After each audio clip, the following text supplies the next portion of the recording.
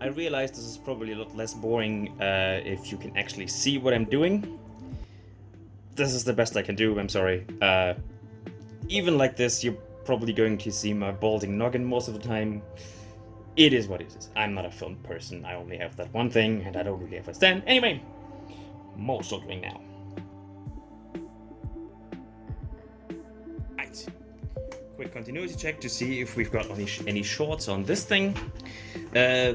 For those asking, very briefly, I'm going to use the digital pins with the Arduino Nano's internal pull-up resistors, which is why there's no red wire. The purple is going to be going to the digital inputs, and the black wire, which is all connected to this guy, is going to go to ground. That's how it works if you're using the internal pull-up resistors of the Arduino. Now, anyway, let's check for shorts we do not want. First of all, let's check for short we do want, which is making sure that all the black wires are connected to this point. So I'm going to actually get one of my crocodile clamps, alligator clips, I think you call them, outside of wherever it is I live, and just hook it up to this guy. That's not very promising. That works. That works. Oh, I'm an idiot. I forgot 2 connections. Dupe. Please hold. Actually, you know what? We'll do this live. Let me get my respirator and the glasses, the goggles. Well, it's a recording, but you know what I mean with live.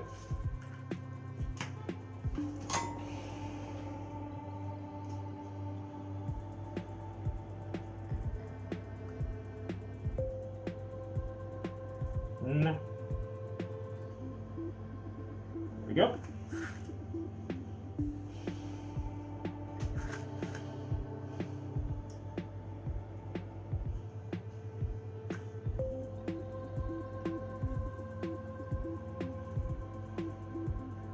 That's not a connection. Two. Yep, do that.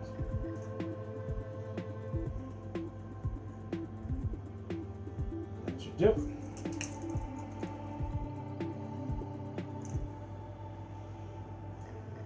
One more here as well.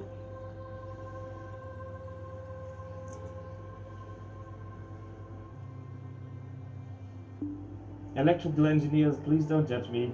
This is supposed to be quick. I also don't know my electrical engineering all too well.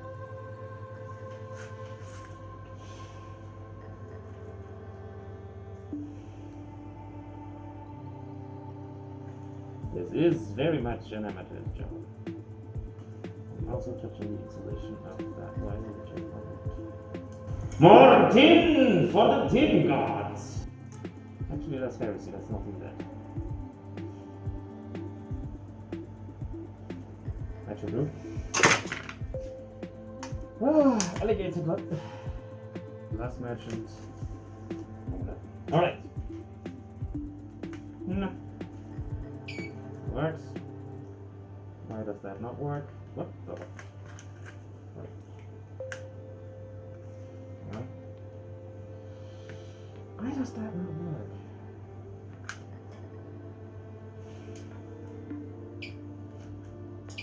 There we go. That sounds like better.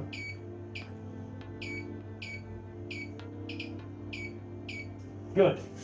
Now let's check for shorts. Nope. Nope. Nope. Nope. Nope. Nope.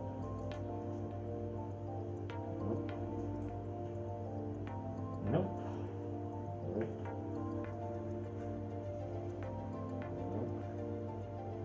Ah, damn it, I messed up. This one I've already been to. Let's just be shut up. Fantastic, that works. Alright.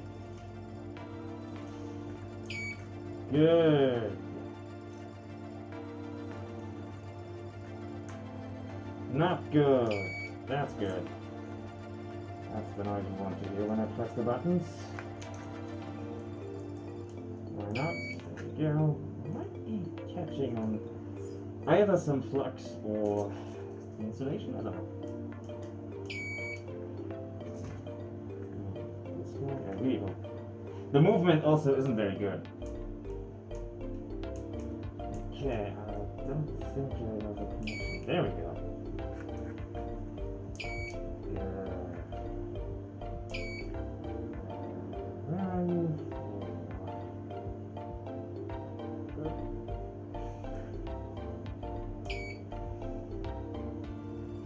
Alright, 3 more to go. This one, and this one, and come on, yes, sweet. Okay, now all of that stuff needs to go into this guy. Yes, I'll time-lapse that. Actually, I forgot. The Arduino Nano, according to my research, has 14 digital input pins. I can see 11. There's D2 to D13. D13, I read, isn't very good for this sort of thing. You should avoid it because it doesn't do the voltage correctly. Instead of putting it out or in 5 volts, it does 1.7 apparently. I read that one of the analog pins can be used as digital inputs. I'm going to do a quick research over on the computer and then, yeah. So, hang on, let me focus that. See, this is D12 to D2. These are perfectly fine. I can use these no problem.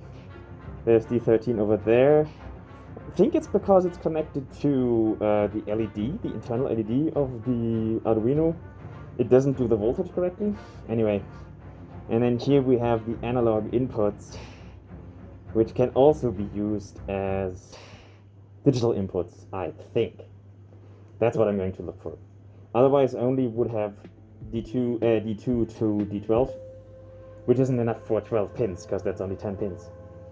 12 buttons. So, yeah. Please hold. Okay, update time. I did some research. On the Arduino Nano, every analog pin except 6 and 7 can be used as digital inputs, which gives us D2 to D12, as well as A0 to A5, which is 1, 2, 3, 4, 5, 6, 7, 8, 9, 10, 11... 11? Let me recount that. I can't count. 1, 2, 3, 4, 5, 6, 7, 8, 9, 10, 11. Okay. 12, 13, 14, 15, 16, 17. Anyway, I'll connect that and see if it works.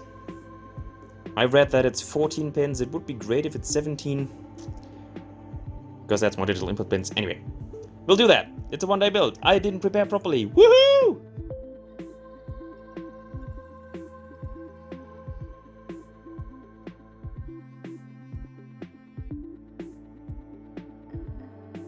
Okay, that should conclude the soldering portion of this thing.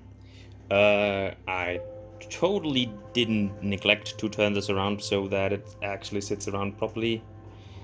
Yeah, that was absolutely intentional. I think it should work. We'll see.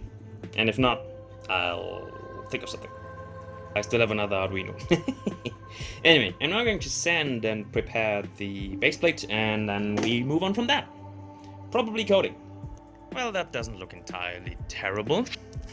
I had to scrounge for a couple of screws, because especially with the Arduino, the bores is 1.5 something, 1.56 I think, and I don't have a lot of screws for that handy. As you can see, the surface of the base plate isn't great. I'm going to blame my mill's not terrific repeatability. My setup wasn't great either, I admit that, and my feet and speed probably could have done better as well. What I don't get is some areas like this or underneath the Arduino, they're crazy good. And then you have stuff that should be fairly easy, like over here where it's just melted and stuff. Anyway, I'm okay with it, even if it were a product. Well, not if it were a product, but if it were an actual longer project, I'd still be fine with it because the outside looks like that. A little bit scratched. That's because it was in storage for a while, but still shiny. Yeah. I did have to cut a couple of grooves into the supports underneath. I don't think I can show you that. No. But these two guys, I had to cut in a little bit with my Dremel disc because I didn't account for the wiring when I made them. Whoops. Yeah, but this is now ready to test. Well, ready to code and test. Let's do that upstairs. Whee!